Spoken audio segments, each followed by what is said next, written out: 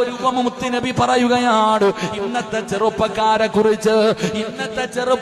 കുറിച്ച് വെള്ളിയാഴ്ച ജുമഅയ്ക്ക് പള്ളിയിൽ പോകുമല്ലോ.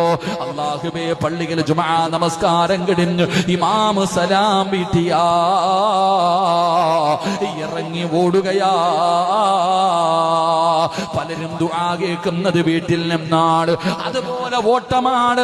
റസൂലുള്ളാഹി തങ്ങൾ പറഞ്ഞത് എന്തെന്നറിയുമോ? വെള്ളത്തിൽ കിടക്കുന്ന മീനിനെ പിടിച്ച് കരയിലിട്ടാ അത് വെള്ളത്തിലേക്ക് പോകാ പിടയുമല്ലോ. ഇതുപോലെയാണ് ചിലര് പള്ളിക്കകത്ത് കയറിയാൽ അവർക്ക് എങ്ങനെയും പുറത്തു പോകണം. ആ മീന് വെള്ളത്തിന്റെ അകത്ത് തിരിച്ചു പോകുമ്പോൾ ആ പോകുന്നതിന് വേണ്ടി കഷ്ടപ്പെടുന്നത് പോലെ പള്ളിക്കകത്ത് കിടന്നു കഴിഞ്ഞാൽ തീരുന്നില്ലല്ലോ തമ്പുരാന്. ആഴ്ചയിൽ ഒരു വെള്ളിയാഴ്ചയാണ് പള്ളിയിൽ വരുന്നത്. അതും കയറി വരുന്നത് ഇമാം കൈകെട്ടുന്ന സമയത്താ. ആ നമസ്കാരത്തിൽ പടച്ചവര് ഒന്ന് സലാം വീട്ടിയെങ്കിൽ ഇറങ്ങി ഓടാമായിരുന്നല്ലോ. അല്ലാ, എന്തൊരു ധൃതിയാ മോനെ.